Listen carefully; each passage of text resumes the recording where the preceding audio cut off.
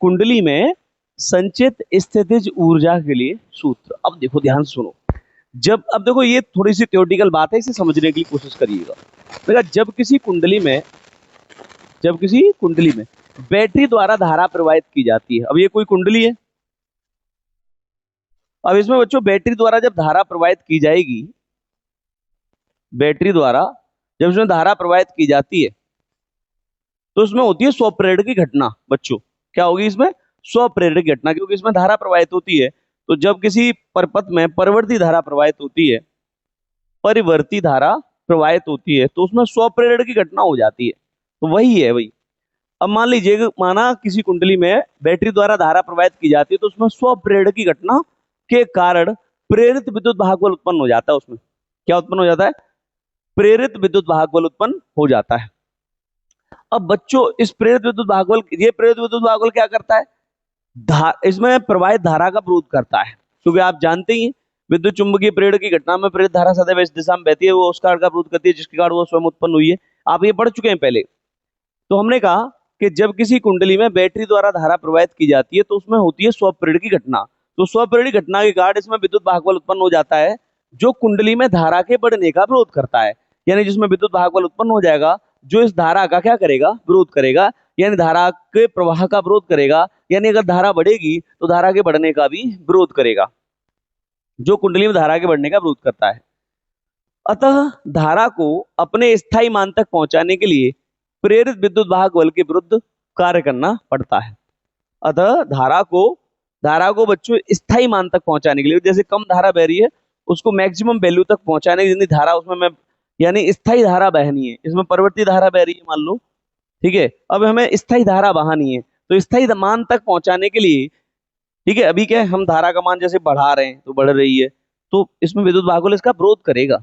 और हम चाहते हैं जैसे मान लो अभी 5 एम्पियर की धारा है, फिर 6, 7, 8, 9, हम चाहते हैं कि 20 एम्पियर की इसमें धारा, भाई एक एग्जाम्पल दे रहा हूँ, तो 20 एम्पियर तक इसे ले जाने के लिए, ये हमारा मान लो स्थायी मान है, 20 एम्पियर तक ले जाने के लिए इसको इसके विरुद्ध हमें कार्य करना पड़ेगा, यानी विद्युत वाहक बल के विरुद्ध कार्य करना पड़ेगा, ठीक है, धारा को।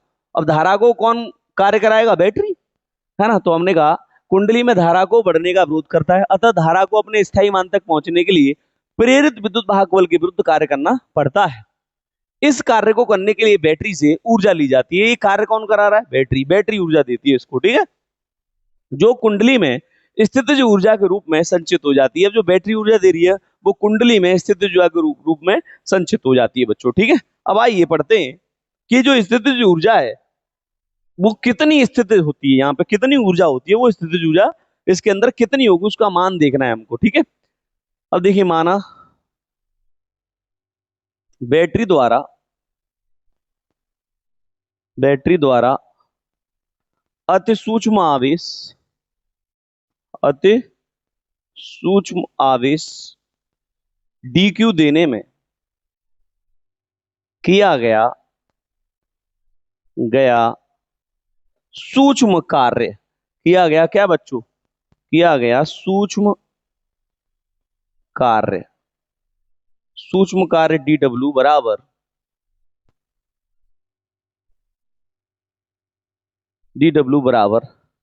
देखो विद्युत भाग बल E बराबर होता है बेटा W/Q, है ना। तो DW बराबर E इंटू DQ, क्या हो जाएगा? E into DQ। लेकिन ये E माइनस का लेंगे, क्योंकि ये क्या है? ये विद्युत भाग बल क्या है? विरोधी विद्युत भाग बल है, E इंटू DQ, ठीक है, E इंटू DQ। ये धारा प्रवाह का क्या कर रहा है? विरोध, तो DW राम माइनस का E इंटू DQ हो जाएगा, ठीक है। कोई प्रॉब्लम है यहां से? अच्छा बच्चों, अब देखो, चूंकि हम जानते हैं, इसको आप चाहें तो यहां लिख लीजिए, सूक्ष्म कार्य पूरा उठा करके यहां लिख देते हैं। अब चूंकि आप जानते हैं E बराबर माइनस के L इंटू DI/dt, ये जानते हो, तो E का मान यहां पुट कर दो, तो DW बराबर माइनस E की वैल्यू ये पूरी है, तो ये हो जाएगा minus L DI/dt into DQ, ठीक है। तो आप एक काम कर सकते हैं, प्लस का हो जाएगा, तो हो जाएगा बेटा DW बराबर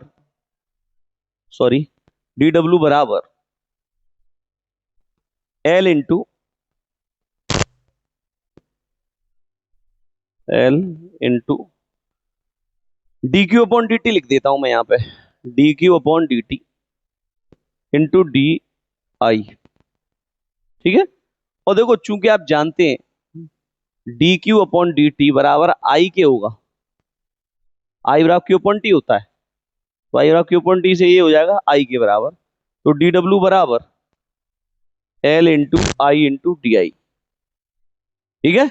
इसे समीकरण बना दो फर्स्ट। यहां तक कोई परेशानी है तो बताइए। D Q upon D T के पे आई लिख सकते हैं, तो एल इंटू डी आई अपॉन एल इंटू आई इंटू डी आई। बोलो। अब कुंडली में धारा शून्य से स्थायी धारा आई नोट करने में किया गया कार्य, या कह सकते हैं अब कुंडली में, अब कुंडली में, कुंडली में शून्य से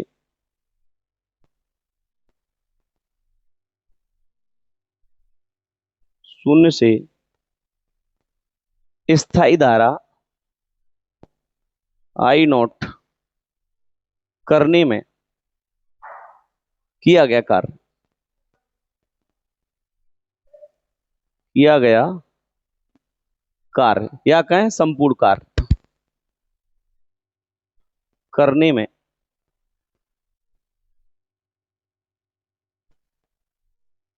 किया गया संपूर्ण कार्य। संपूर्ण कार्य के लिए बच्चों संपूर्ण कार्य होगा डब्लू,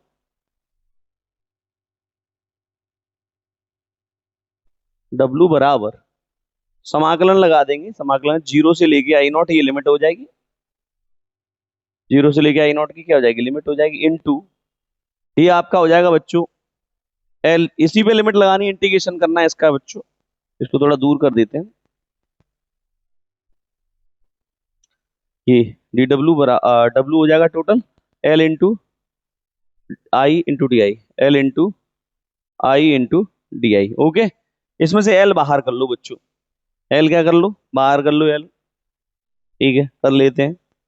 अब देखो बेटा क्या करेंगे, डब्ल्यू बराबर एल बाहर, इंटीग्रेशन जीरो से लेके आई नॉट हो जाएगा ये, और I into d I, I into d I. Okay. अच्छा देखो यहां से डब्ल्यू बराबर, अच्छा एल इंटू, अब यहां से ध्यान देते हैं बच्चों, यहां से ध्यान दीजिए, यहां से ध्यान दीजिए, आई का समाकलन क्या होगा डी आई के सापेक्ष, जैसे इंटीग्रेशन एक्स की power n into d x होता है, एक्स की power n plus one upon n plus one ये होता है, ऐसे integration I into d I, यहाँ पे कोई पावर नहीं है तो वन पावर मान लीजिए, तो बराबर आई की power one plus one upon one plus one, यानी हो जाएगा आई स्क्वायर अपॉन टू, ये हो जाएगा इसका समाकलन। तो ये हो जाएगा आई स्क्वायर अपॉन टू, और ये हो जाएगा जीरो से लेके आई नॉट तक की लिमिट इसकी। बोलिए इसमें कोई बच्चों किसी प्रकार की अगर आपको कष्ट है तो बताइए। ठीक है, देखें अब डब्लू बराबर, अब वन अपॉन टू इसमें से कॉमन ले लो बेटा एल, और हो जाएगा आपका आई स्क्वायर, और जीरो से लेके आई नॉट तक की ये लिमिट है। अब लिमिट रख दो इसमें बच्चों, लिमिट रखने का तरीका होता है upper limit minus lower limit, तो डब्लू बराबर वन बाई टू, और एल अपर लिमिट है इसकी आई नॉट का स्क्वायर माइनस लोअर लिमिट क्या है जीरो, यानी जीरो आई की जगह आ जाएगा, यानी आई जीरो का स्क्वायर मतलब जीरो हो जाएगा इसमें, इससे स्क्वायर नहीं लिखते तो जीरो ही है। ठीक है, यानी अपर लिमिट यानी कि पहले जो आई है इसकी जगह पे आई नॉट आ जाएगा, इसका स्क्वायर है तो इसका स्क्वायर माइनस लोअर लिमिट यानी जीरो आ जाएगा इसकी जगह जीरो माइनस, तो बेटा डब्लू बराबर one by two L into I not square. ये कार्य निकल के आ गया बच्चों, यह कार्य कुंडली में स्थितिज ऊर्जा के रूप में संचित हो जाता है, यह कार्य कुंडली में स्थितिज ऊर्जा के रूप में संचित हो जाता है, संचित हो जाता है। बेटा कार्य ऊर्जा के रूप में संचित हो जाता है, तो हम W को हम U लिखने लग जाते हैं बेटा। क्या लिखने जाते हैं? U। तब W बराबर हो जाएगा U। तो मैं इसको बेटा लिख सकता हूँ U बराबर, तब मैं इसको लिख दूंगा U बराबर 1/2 L into I not square. और ये बेटा कुंडली की स्थितिज ऊर्जा के लिए सूत्र हो जाता है। मुलाकात होगी बच्चों कल नेक्स्ट वीडियो के साथ मिलता हूं। Thanks for watching, bye bye. और नेक्स्ट वीडियो आपको जल्द आने वाली है, कल आ जाएगी। Thanks for watching.